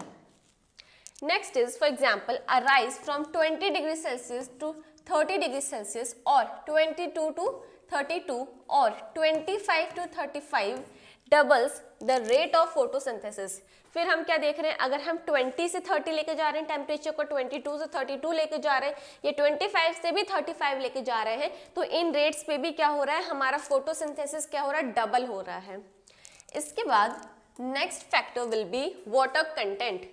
The scarcity of water due to reduced absorption from the soil due to an excessive loss through transpiration reduce the rate of photosynthesis by decreasing diffusive capacity of CO2 due to the closure of stomata. Only 1% of water absorbed by the root is utilized in photosynthesis. अब क्या है, water content की बात करें तो plant क्या कर रहा है, वो रूट्स के थ्रू जो है सॉइल से वाटर एब्जॉर्ब कर रहा है। ठीक है, अब जितना भी प्लांट वाटर एब्जॉर्ब कर रहा है उसका सिर्फ और सिर्फ 1% वाटर कहाँ यूटिलाइज हो रहा है, फोटोसिंथेसिस के लिए यूटिलाइज हो रहा है। बाकी रिमेनिंग जो वाटर है, रिमेनिंग वाटर क्या हो रहा है, वो लॉस हो रहा है। किस प्रोसेस के थ्रू लॉस हो रहा है, ट्रांसपिरेशन के थ्रू लॉस हो जाता है। क्यों, क्योंकि स्टोमाटा ओपन है। स्टोमाटा किसके लिए ओपन है, वो फोटोसिंथेसिस के लिए ओपन है, बट उसकी वजह से क्या हो रहा है, उसी स्टोमाटा की ओपनिंग की वजह से जो है ट्रांसपिरेशन या वाटर लॉस भी हो जाता है। Next is internal factors. सबसे पहला इंटरनल फैक्टर है chlorophyll. Nutritional deficiency of minerals cause loss of chlorophyll and hence the drop of trapping solar energy.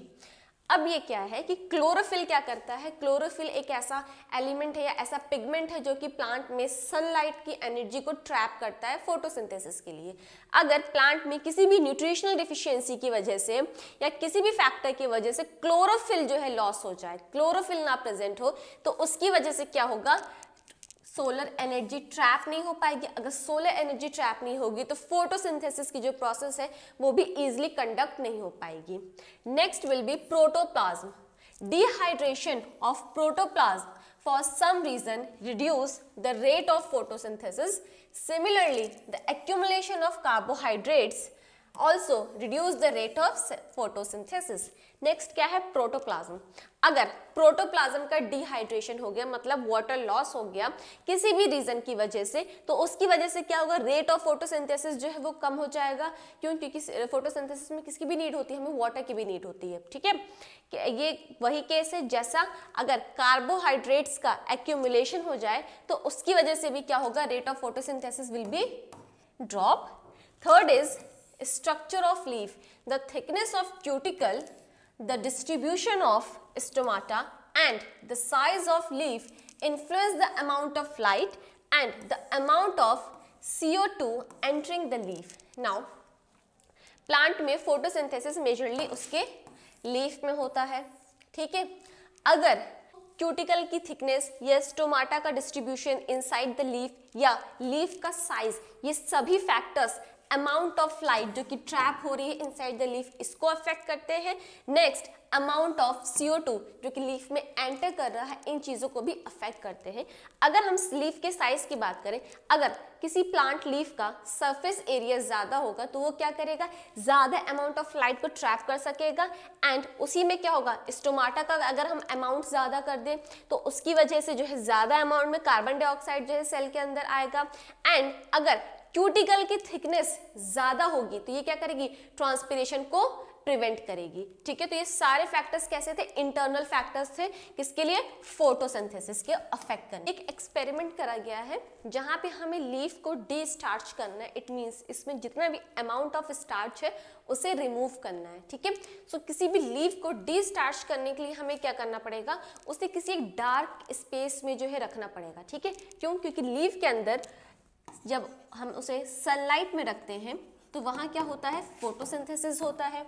Photosynthesis की वजह से क्या बनता है, ग्लूकोज बनता है।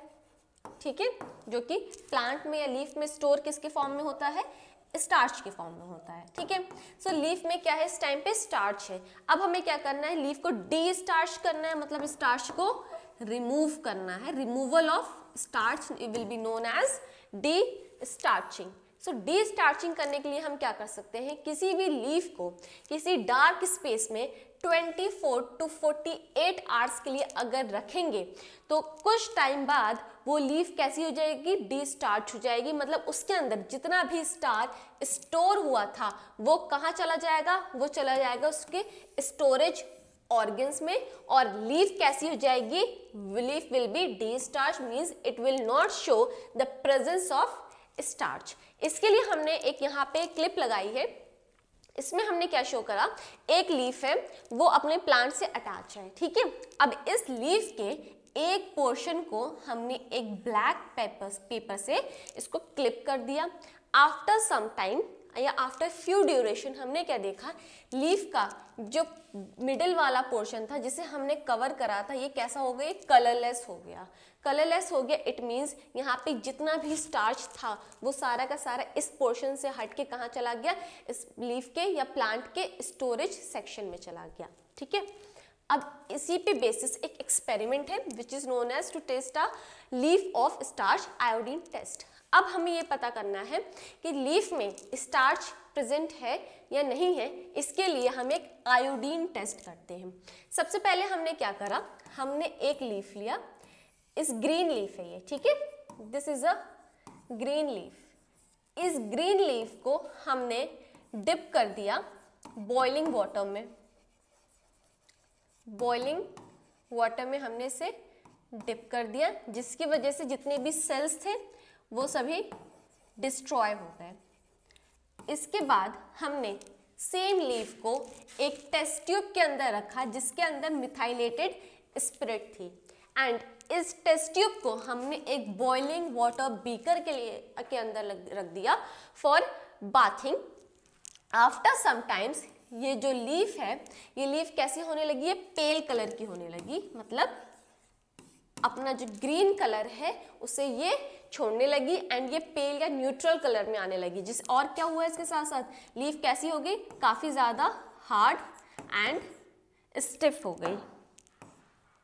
ठीक है, हार्ड एंड स्टिफ हो गई। ठीक है, आफ्टर सम टाइम्स हमने इस मिथाइलेटेड स्पिरिट या इस टेस्ट ट्यूब में से इस लीफ को रिमूव करके इसे बॉइलिंग वाटर में डाला। क्यों, ताकि ये फिर से कैसी हो जाए, सॉफ्ट हो जाए। सॉफ्ट होने के बाद हमने क्या करा, हमने लीफ को के साथ हमने ऐड करे आयोडीन ड्रॉप्स। ठीक है, हमने क्या करा, हमने अपनी ये लीफ ली, इस लीफ में हमने आयोडीन की ड्रॉप्स डाली। उसके बाद हमें रिजल्ट क्या देखने को मिला, अगर इस लीफ में क्या होगा, स्टार्च होगा, तो ये किस कलर की शो करेगी, it will show blue and black colour. अगर लीफ में ब्लू या ब्लैक कलर दिखाई दे रहा है so it will indicate the presence of starch, and अगर हमें लीफ में ब्राउन कलर दिखाई दे रहा है so it will show destarching. ठीक है, इस तरीके से हम आयोडीन टेस्ट की हेल्प से ये पता कर सकते हैं कि कोई लीफ उसमें स्टार्च प्रेजेंट है या नहीं है।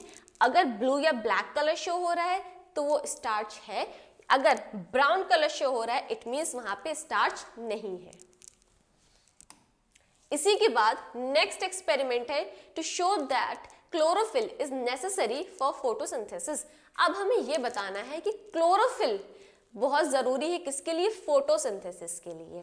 ठीक है, तो यहाँ इस एक्सपेरिमेंट में हमने क्या करा, हमने एक प्लांट को एक डार्क रूम में रख दिया फॉर अराउंड 24 to 48 आवर्स। ठीक है, तो इसकी वजह से क्या हुआ, ये प्लांट कैसा होने लगा, या प्लांट लीव्स कैसी होने लगी, डिस्टार्च होने लगी। ठीक, उसके बाद हमने सेकंड स्टेप क्या करा, फिर इस पूरे प्लांट को हमने फिर से कहाँ रख दिया, सनलाइट में रख दिया। ठीक है, अब सनलाइट में रखने की वजह से क्या हुआ, जो फोटोसिंथेसिस की प्रोसेस इस प्लांट में स्टॉप हो गई थी एंड लीव्स डिस्टार्च होने लगी थी, वो फिर से धीरे धीरे कैसी होने लगेंगी, रिकवर होने लगेंगी। इस टाइम पे हम सेम प्लांट की एक डिस्टार्च लीफ को प्लग करेंगे एंड उसको हम टेस्ट करेंगे फॉर आयोडीन विद आयोडीन। ठीक है, सो ये वो लीफ है जहां पे हम क्या देख रहे हैं, इसका कुछ पोर्शन ग्रीन कलर का है जो कि क्या शो कर रहा है, प्रेजेंस ऑफ क्लोरोफिल, एंड जो कुछ पोर्शन है वो व्हाइट कलर का है। ठीक है, अब इसे हमें टेस्ट करना है, तो इसके लिए हम आयोडीन लेंगे एंड इस आयोडीन को इस लीफ के ऊपर डालेंगे। आफ्टर सम टाइम हमें क्या देखने को मिलेगा, जो मिडिल पोर्शन था वो कैसा हो गया, ब्लू एंड ब्लैक कलर का हो गया, जो किसकी प्रेजेंस शो करेगा, स्टार्च की, एंड जो व्हाइट वाला पोर्शन था वो ब्राउन कलर का हो गया, which indicate the presence of क्या, डी स्टार्चिंग। ठीक है,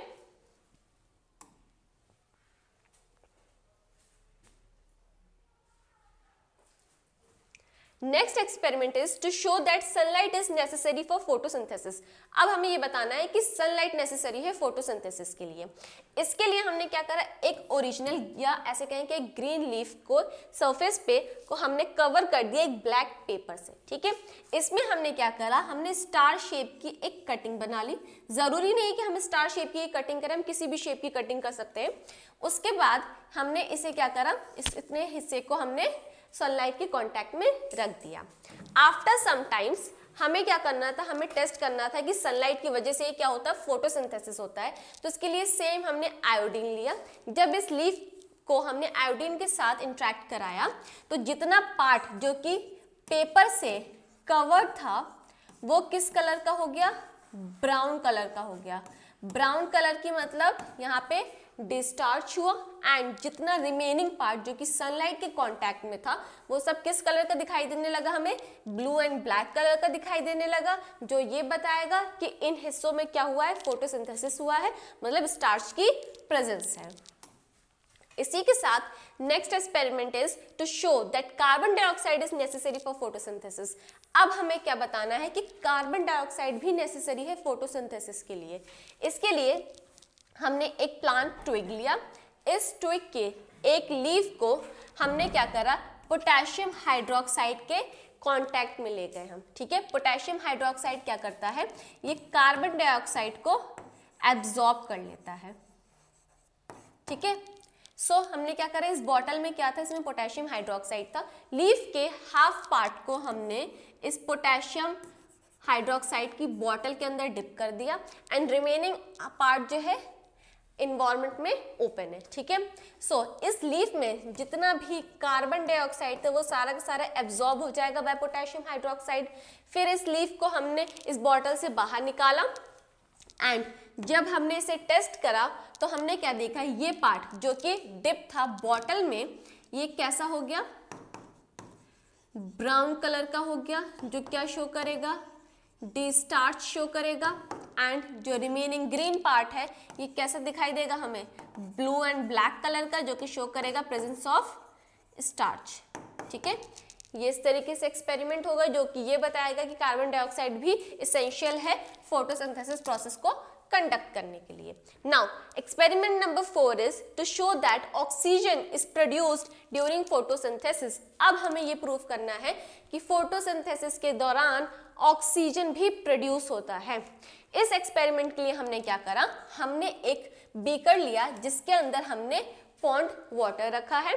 नेक्स्ट हमने क्या लिया, एक फनल लिया। इस फनल के अंदर हमने हाइड्रिला प्लांट लिया है। हाइड्रिला कैसा है, ये एक वाटर प्लांट है।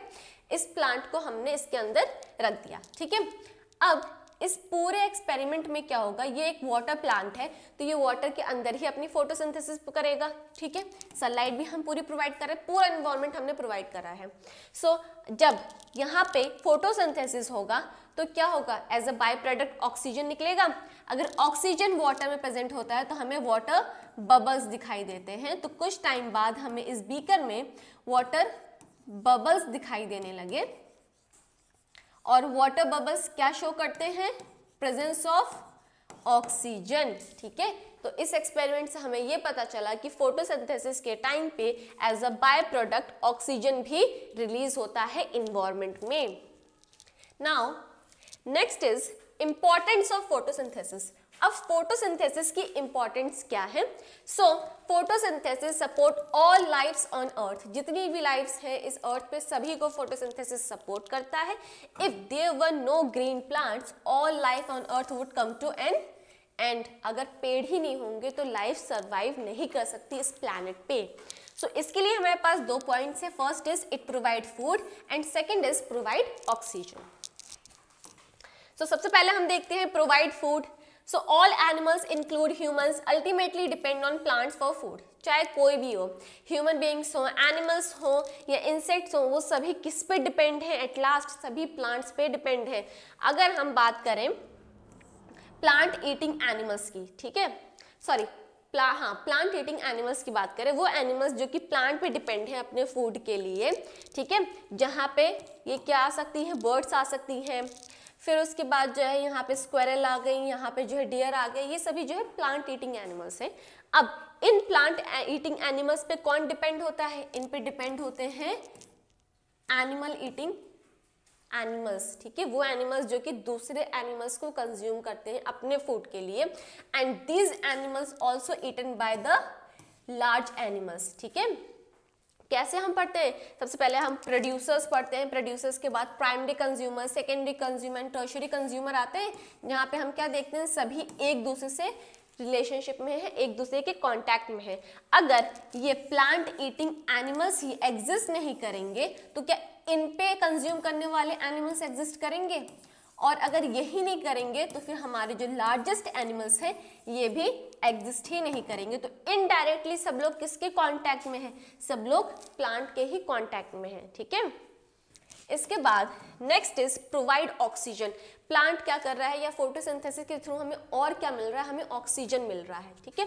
The life supporting gas oxygen is present in the atmosphere in a free state only because of photosynthesis. अगर हम ये कहें कि विदाउट प्लांट हम फिर भी कुछ टाइम तक सर्वाइवल कर सकते हैं, ठीक है, but without plant oxygen production का और कोई तरीका नहीं है, ठीक है। प्लांट ही एक ऐसा ये कहें कि ऐसा सोर्स है जिसके थ्रू हमें ऑक्सीजन मिलता है। अगर प्लांट्स नहीं है तो विदाउट ऑक्सीजन हम 1 सेकेंड भी सर्वाइव नहीं कर सकते इस प्लैनेट पे। सो इसके लिए जितने ज़्यादा हम प्लांट्स लगा सकते हैं, जितना ज़्यादा प्लांट फोटोसिंथेसिस करेंगे, हमें फूड तो मिलेगा ही मिलेगा, उसके साथ हमें सबसे एसेंशियल चीज़ क्या मिलेगी? हमें ऑक्सीजन मिलेगा, ठीक है। इसके बाद next is carbon cycle. So carbon cycle is a series of chemical reactions in which carbon as a chemical element, CO2, is removed from the air used by living organisms in their body process and is finally returned to the air, ठीक है। Carbon cycle की बात करें तो carbon cycle में हम ये देखते हैं कि किस तरीके से कार्बन डाइऑक्साइड का सर्कुलेशन होता है अर्थ से एटमॉस्फेयर में, एटमॉस्फेयर से फिर से अर्थ में, ठीक है। सो इसके लिए सबसे पहला जो essential steps in carbon cycle के वो है photosynthesis. Green plants which are producers use carbon dioxide from the air to produce carbohydrate like sugar, starch et cetera. अब कार्बन डाइऑक्साइड का कहाँ यूज हो रहा है? फोटोसिंथेसिस के लिए ग्रीन प्लांट्स जो है कार्बन डाइऑक्साइड को एब्जॉर्ब करते हैं एटमॉस्फेयर से, ताकि वो किसका प्रोडक्शन कर सके? कार्बोहाइड्रेट्स का प्रोडक्शन कर सके। Next is food chain. Through food chain the food containing carbon in the carbohydrate and other products passes on from plant to animals. Carbon is an essential element of all the body tissues of both plants and animals. उसके अलावा food chain के through भी क्या होता है? Carbon dioxide का circulation होता है। प्लांट्स ने कार्बन डाइऑक्साइड लिया, अब प्लांट को कंज्यूम करा उनके प्लांट्स एनिमल्स ने, जो कि प्लांट पे डिपेंड होते हैं, एंड फिर उन एनिमल्स से दूसरे एनिमल्स पे जाएगा। इस तरीके से ये पूरी साइकिल जो सर्कुलेट करती रहती है। Next is respiration. All plants and animals respire by oxidizing carbohydrates in their cell to produce energy and give out carbon dioxide into the atmosphere. फिर हम अगर प्लांट्स या एनिमल्स की बात करें, हम एनिमल्स की बात करते हैं। हम एनिमल्स क्या करते हैं? हम कार्बोहाइड्रेट्स लेते हैं एंड इस कार्बोहाइड्रेट्स को हम ब्रेक करते हैं सिंपल फॉर्म में, ठीक है। सिंपल फॉर्म में ब्रेक करा, उसके बाद हम क्या रेस्पायर कर देते हैं, कार्बन डाइऑक्साइड को बॉडी से रिलीज कर देते हैं, कहाँ पे, एयर में या एटमॉस्फेयर में। तो इस तरीके से भी कार्बन डाइऑक्साइड जो कि हमने एटमॉस्फेयर से ही लिया था वापस हमने कहाँ पहुंचा दिया, एटमॉस्फेयर में ही। Fourth point is decay. The dead remains of plant and animals are consumed by bacteria and fungi, and in the process they break down the organic matter, releasing carbon dioxide back into the atmosphere. अगर हम decomposers की बात करते हैं, ठीक है, for example कोई plant या कोई एनिमल, ठीक है, ये किल हो गया या डिस्ट्रॉय हो गया, तो इसके जो रिमेनिंग्स होते हैं उन रिमेनिंग्स को डिस्ट्रॉय करने का, ब्रेक डाउन करने का कौन काम करता है, हमारे डिकम्पोजर्स करते हैं। तो ये जो ब्रेक डाउन की प्रोसेस होती है इसमें भी क्या रिलीज होता है एटमॉस्फेयर में, कार्बन डाइऑक्साइड ही रिलीज होता है। नेक्स्ट इज combustion या burning. When a fuel such as wood or a fossil fuel like coal, petroleum or natural gases is burned, the carbon contained in its oxidized to carbon dioxide which give back it to the atmosphere. All the fuel named above originally came from living organisms. ठीक है, next क्या है, next हम combustion या burning की बात कर रहे हैं। सो हम क्या करते हैं, हम लकड़ी जला रहे हैं या हम जो है फैक्ट्रीज में बर्निंग हो रही है, कोल की बर्निंग हो रही है, पेट्रोलियम की बर्निंग हो रही है, जो कि हम ऑटोमोबाइल्स के थ्रू भी रिलीज होता है एटमॉस्फेयर में, उसमें भी क्या प्रेजेंट है, उसमें भी कार्बन डाइऑक्साइड ही प्रेजेंट है। उसके बाद heating of limestone, a certain amount of carbon dioxide is release during heating और burning of limestone in lime kilns. ठीक है, इसमें भी क्या हो रहा है, अगर हम लाइम स्टोन्स की बात करें तो उनकी भी हीटिंग के दौरान क्या रिलीज होता है एटमॉस्फेयर में, कार्बन डाइऑक्साइड रिलीज होता है। अब इन सभी इंफॉर्मेशन के बेसिस पे ये एक चार्ट यहाँ प्रेजेंट है जिसके थ्रू हम ये समझेंगे कि किस तरीके से एटमॉस्फेयर से हम कार्बन डाइऑक्साइड लेते हैं एंड उसी कार्बन डाइऑक्साइड को फिर से हम एटमॉस्फेयर में वापस पहुंच जाते हैं एंड इसी पूरे सर्कुलेशन को हम क्या कहते हैं, कार्बन साइकिल कहते हैं। स्टार्ट कहाँ से हुआ, सबसे पहले एटमॉस्फेयर में जो कार्बन डाइऑक्साइड था वो किसने लिया, प्लांट ने लिया, किसके लिए, फोटोसिंथेसिस के लिए। ठीक है, अब अगर ये प्लांट डिस्ट्रॉय होगा या इसको जब ये प्लांट की ड्यूरेशन कंप्लीट हो जाएगी तो इसको डिस्ट्रॉय करने के लिए कौन आएंगे, डिकेइंग ऑर्गेनिजम्स आएंगे। वो डिकेइंग ऑर्गेनिजम्स क्या करेंगे, वो डिकेइंग ऑर्गेनिजम्स जो वेस्ट प्रोडक्ट रिलीज करेंगे, ठीक है, वो वेस्ट प्रोडक्ट कहाँ जाएगा, वो जाएगा धीरे धीरे वो फॉसिल फ्यूल्स में कन्वर्ट होगा एंड ये फॉसिल फ्यूल्स जो है फिर कहाँ पहुंचेंगे, इंडस्ट्रीज में पहुंचेंगे एंड इंडस्ट्रीज में जब इनकी बर्निंग होगी या इनका यूज होगा तो उससे एटमॉस्फेयर में क्या जाएगा, कार्बन डाइऑक्साइड आ जाएगा। ठीक है, ये ऑर्गेनिक कार्बन, इसकी वजह से भी एटमॉस्फेयर में क्या पहुंचा, कार्बन डाइऑक्साइड पहुंचा। ये एनिमल रेस्पायर कर रहे हैं, हम लोग खुद रेस्पायर कर रहे हैं, ऑक्सीजन ले रहे हैं, कार्बन डाइऑक्साइड रिलीज कर रहे हैं एटमॉस्फेयर में, तो इसकी वजह से भी कार्बन डाइऑक्साइड एटमॉस्फेयर में पहुंचा। या अगर हम बात करें रूट रेस्पायरेशन की तो इसके थ्रू भी कार्बन डाइऑक्साइड कहाँ पहुंचा, एटमॉस्फेयर में पहुंचा। तो इस तरीके से मल्टीपल तरीके हैं जिसके हम कार्बन डाइऑक्साइड को यूज में भी लेते हैं एंड उसको as a waste product atmosphere में पहुंचा भी देते हैं। सो इसी के साथ हमारा ये लेक्चर यहीं कंप्लीट होता है। आई होप आपको ये वीडियो अच्छी लगी हो, सारे टॉपिक समझ में आए हों। अगर वीडियो अच्छी लगी हो तो प्लीज चैनल को सब्सक्राइब करिएगा, वीडियो को लाइक करिएगा। Thank you.